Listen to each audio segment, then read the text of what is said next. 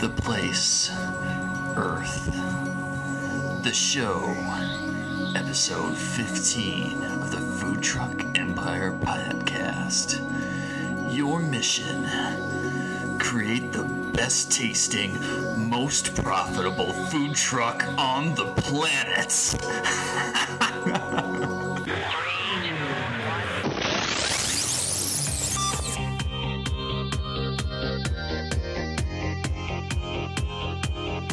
You're listening to the Food Truck Empire podcast, where we talk about great food, big trucks, and how to launch a profitable food truck business. Here's your host. Oh yeah. Food Truck Empire podcast, episode number 15. This is your host, Brett. Apologize for the introduction, but I found this really cool Star Trek themed introduction and I just had to do something really random with it. So apologize for that, and back to regularly scheduled programming. Today I'm going to be talking with Dave Danhi from the Grilled Cheese Truck, who's built a food truck empire in his own right with multiple trucks operating across Southern California, including Los Angeles, Orange County, Phoenix, and Texas. Now, Dave built his business on the back of social media website Twitter, and spoiler alert, Dave is doing a whole lot more with Twitter than just posting his location. So you guys are going to really want to check out this episode to see how he's been able to build his business by basically posting and interacting on Twitter first, building up anticipation for his business and the type of menu items that he's going to serve, and then eventually translates that social media audience into customers.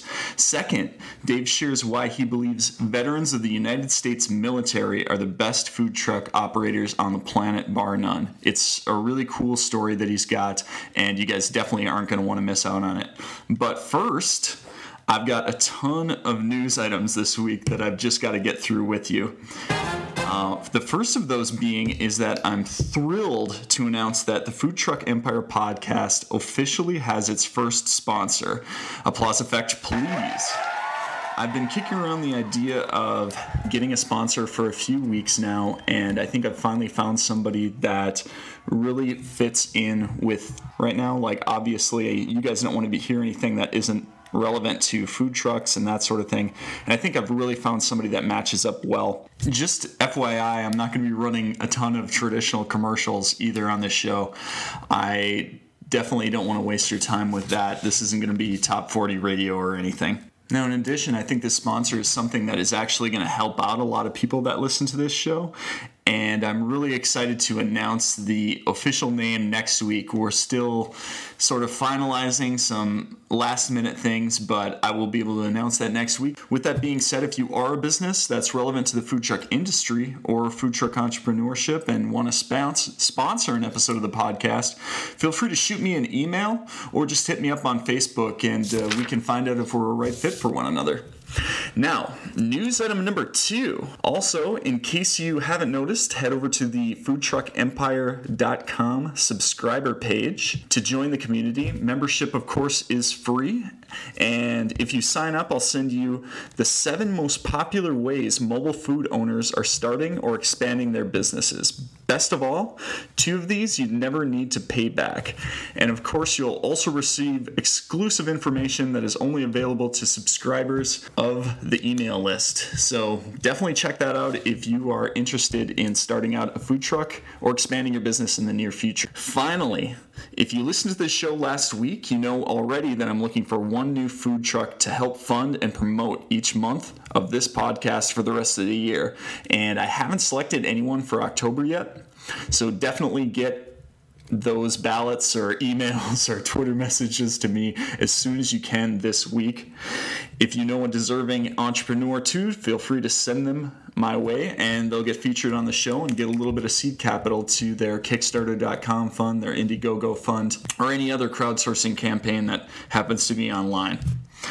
With that being said, that's all the news that I've got for you this week. Let's not wait any longer and dive right into the main course with Dave Danhi from the Grilled Cheese Food Truck. Hi, Dave. First of all, thanks for joining us on the podcast today. I really appreciate you taking the time to speak with me. Before we get started and into the main interview questions, would you mind just telling me a little bit about yourself, your background, and how you first got involved in the food truck business? Well, I started cooking professionally when I was 14. And to keep that short and sweet, I cooked for about 20 plus years. Mainly fine dining restaurants. The last actual kitchen I ran was the Water Grill downtown, which is now a Michelin star restaurant. So, high-end food, high-end seafood. I was the corporate chef. I ran about 10 of their restaurants simultaneously. And that was all fun, and that was my calling in life, if you will. But then I had some back surgery, and it was just time for me to kind of bow out of the kitchen, according to the doctors. So I did that back in '99. I ended up working at a friend's recruiting agency as a chef recruiter, finding chef jobs.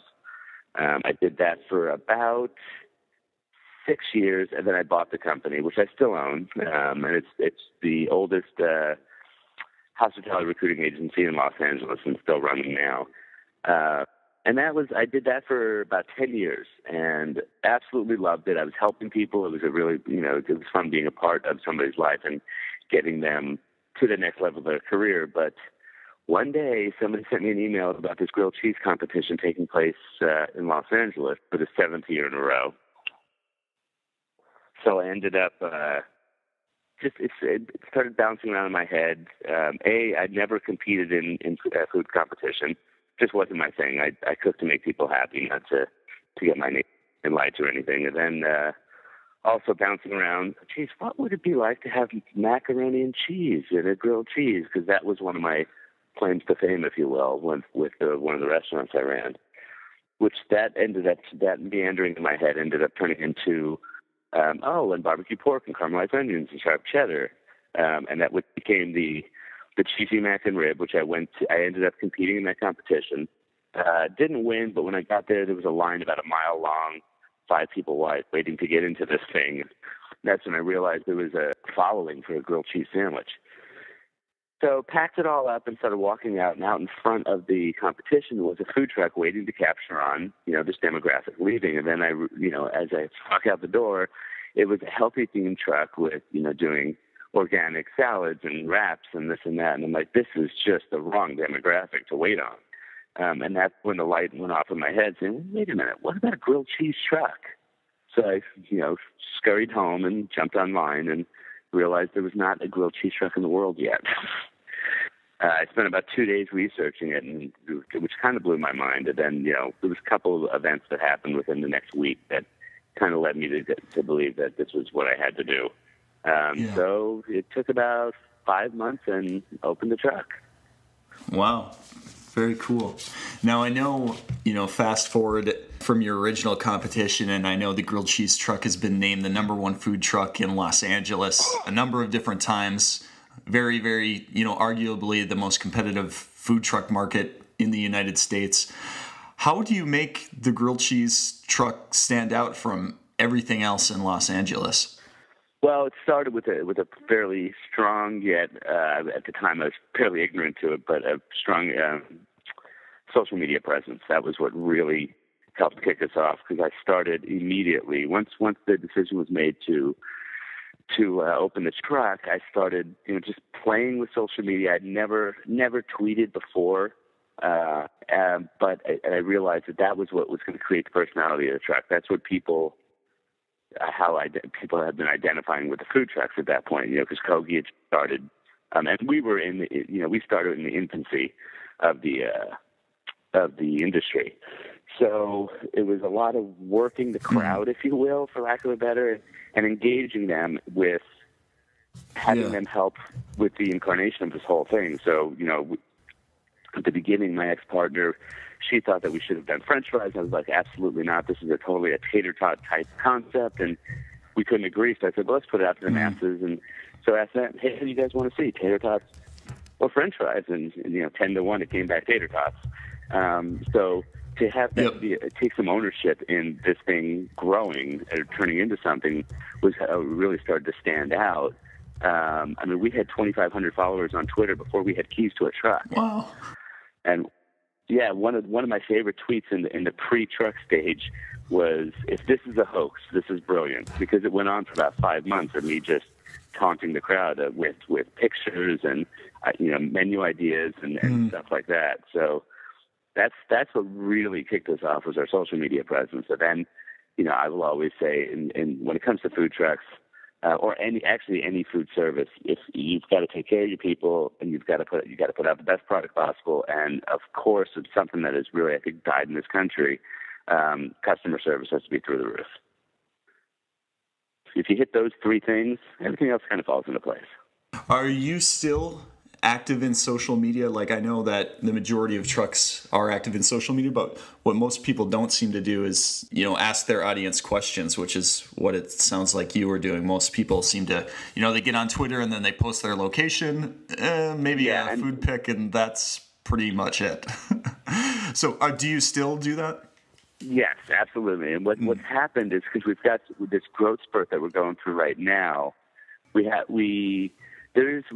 kind of pioneering some areas that haven't been touched yet, because we've just added our 4th truck to Los Angeles, and that's 4 trucks on one Twitter feed, so it can clog it up a lot. So we kind of backed off a little bit on a lot of the interaction for a second, so we can really figure out how we're going to make this work without people saying, "I got to unfollow them, there's just too many tweets."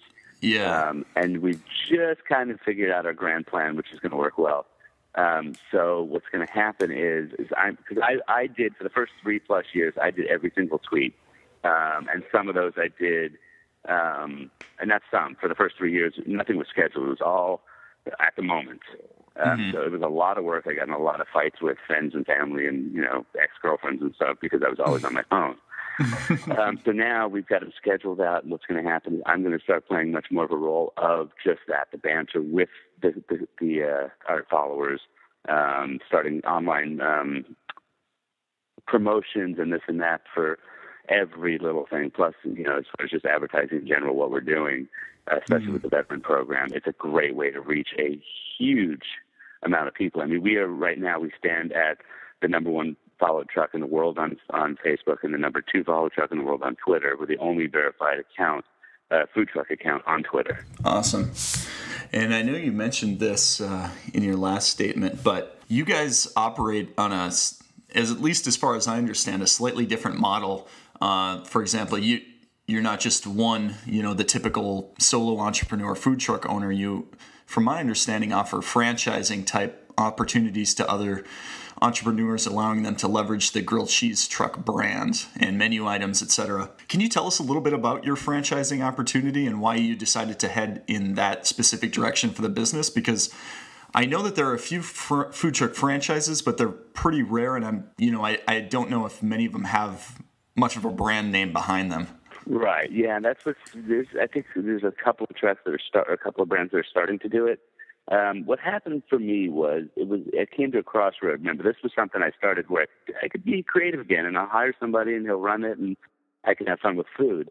But once we started developing the following that we have now, I had to kind of step back and scratch my head and say, okay, what do I do? Because I knew I was about to lose my quality of life that I had when I was just recruiting. But here was something that had some legs to go forward. And I figured, if I'm going to do something, let's make this meaningful. So I teamed up with a couple of guys that shared my vision of, we can do something, like I said, something where it's helping people. And that's where the veterans came in. Because in our opinion, the veterans just don't get enough assistance when they come back. Right now we're looking at the highest unemployment rate ever among veterans, and the highest suicide rate among veterans. So we figured, here is a work group that has a incredibly strong work ethic. They're trained to just follow standard operating procedures. Once again, overly deserving, and a very smart group of people. So this is perfect. We've got our systems down. So let's give these guys an opportunity. It's a cheap entry point. So when you compare it to other franchises out there, they can get in for a fraction of what you would, even at a low one like a Subway. so they can afford it. We can train them to do it. And one of my biggest concerns, you hear the word franchise and it kind of freaks you out a little bit as far as a chef who's like, I'm going to lose all my quality, I'm going to lose my customer service. But the way we're setting it up is we'll build a hub, meaning